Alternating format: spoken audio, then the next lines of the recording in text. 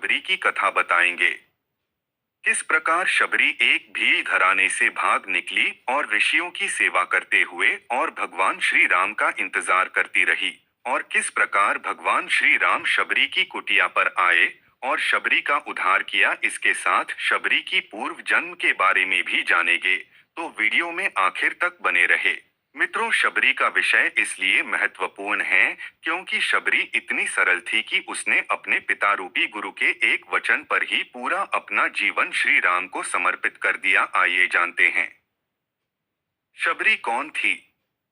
मित्रों, बात उस वक्त की है जब भगवान श्री राम का जन्म भी नहीं हुआ था।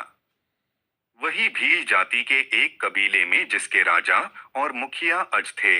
राजा अज के घर में एक कन्या का जन्म हुआ जिसका नाम श्रमना था।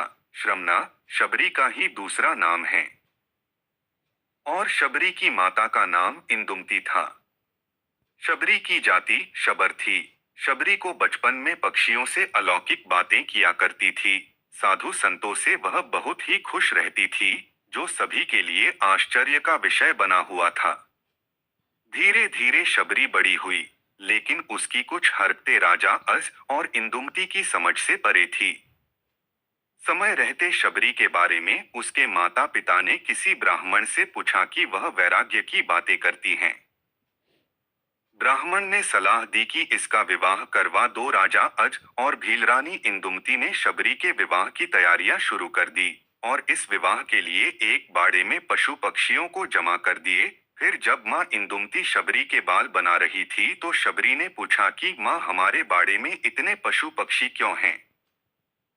तब इंदुमती बताती हैं, ये तुम्हारे विवाह की दावत के लिए हैं। तुम्हारे विवाह के दिन इन पशु पक्षियों का विशाल भोज तैयार किया जाएगा। यह सुनते ही श्रमना को यह बात कुछ ठीक नहीं लगी, और अपनी माँ से बोली, मेरे विवाह के लिए इतने जीवों का बलिदान नहीं देने दूंगी। अगर विवाह के लिए इतने जीवों की बलि दी जाएगी तो मैं विवाह ही नहीं करूंगी। और श्रमणा ने रात्रि में सभी पशु पक्षियों को आजाद कर दिया।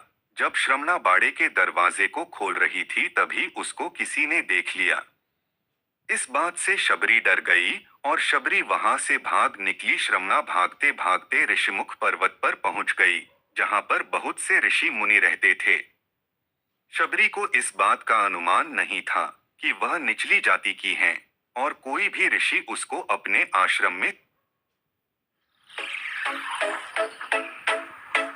आश्रम में स्थान नहीं देंगे। इसके बावजूद शबरी छुपते हुए कुछ दिनों तक वहां रहने लगी, जब तक वह पकड़ी नहीं गई। वह रोज सवेरे ऋषियों के आश्रम के बाहर सफाई और आने वाले पत्तों को साफ कर देती थी, और ऋषियों के हवन लिए सूखी लकड़ियों का बंदोबस्त भी कर देती थी। बड़े ही भाव से शबरी चुपके से लकड़ियों को ऋषियों के हवन कुंड के पास रख देती थी। कुछ दिनों तक ऋषि समझ नहीं पाए कि कौन है जो उनके सारे नित्य के काम निपटा रहा है। कहीं कोई माया तो नहीं है। फिर जब ऋषियों ने अगले दिन सवेरे जल्दी शबरी को देखा और उन्होंने शबरी को पकड़ लिया, और ऋषियों ने शबरी से उसका परिचय पूछा तो शबरी ने बताया कि वह एक भीलनी है। ऋषियों ने भीलनी को नीच जाति का बताकर उसको ताड़ने और गुस्सा करने लगे। तभी उसी समूह से एक ऋषि जिनका नाम ऋषि मतंग ने शबरी को उन ऋषियों से बचाया और उसको अपनी बेटी कहकर उसको एक कुटिया में शरण दी और सेवा करने को कहा। समय बीतता गया। कुछ सालों बाद मतंग ऋषि बूढ़े हो गए, और एक दिन मतंग ऋषि ने यह घोषणा की, अब मैं अपनी देह छोड़ना चाहता हूँ। तब शबरी ने मतंग ऋषि से कहा कि एक पिता को मैं वहां पर छोड़कर आई, और आज आप भी मुझे छोड़कर जा रहे हैं। अब मेरा कौन ख्याल रखेगा? मतंग ऋषि ने कहा, बेटी तुम्हारा ख्याल अब श्री राम रखेंगे। शबरी सरलता से कहती हैं, राम कौन है बाबा, और मैं उन्हें कहाँ ढूंढूंगी? मतंग ऋषि ने कहा, बेटी तुम्हें उनको खोजने की जरूरत नहीं है, वो स्वयं तुम्हारी कुटिया पर चलकर आएंगे। शबरी ने मतंग ऋषि के इस वचन को पकड़ लिया कि राम आएंगे।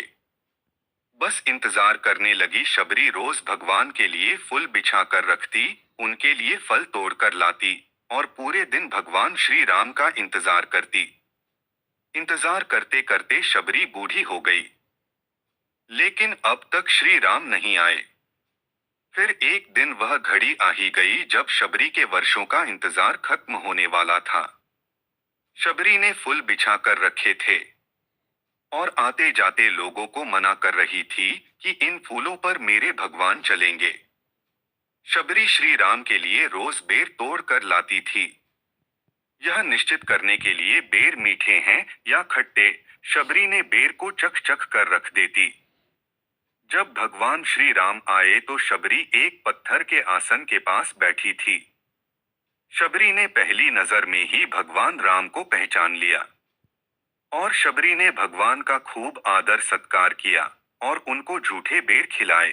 खिड़की से ऋषियों का समूह दिखाई दिया जो कि हवन कर रहे थे और मंत्रों का उच्चारण कर रहे थे। रानी परमहिसी का मन भी उन ऋषियों के बीच में बैठने का कर रहा था। रानी ने राजा से आज्ञा मांगी, लेकिन राजा ने कहा कि आप रानी हैं, इस तरह आपको शोभा नहीं देता। आप उन ऋषियों के बीच में नहीं जा सकती हैं। परमहिसी रानी अपने कक्ष में जाकर रोने लगी। रात्रि को परमहिसी रानी अपने कक्ष से निकलकर त्रिवेणी तट पर गई।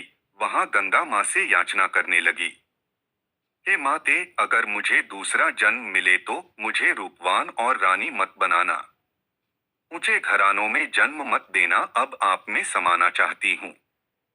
बस इतना कहकर परमहिसी रानी अपनी देह त्याग देती हैं और जल समाधि ले लेती हैं। इसी कारण अगले जन्म में शबरी रूपवान नहीं थी और ना ही कोई राजघराने पैदा हुई। यह वीडियो अच्छा लगा तो वीडियो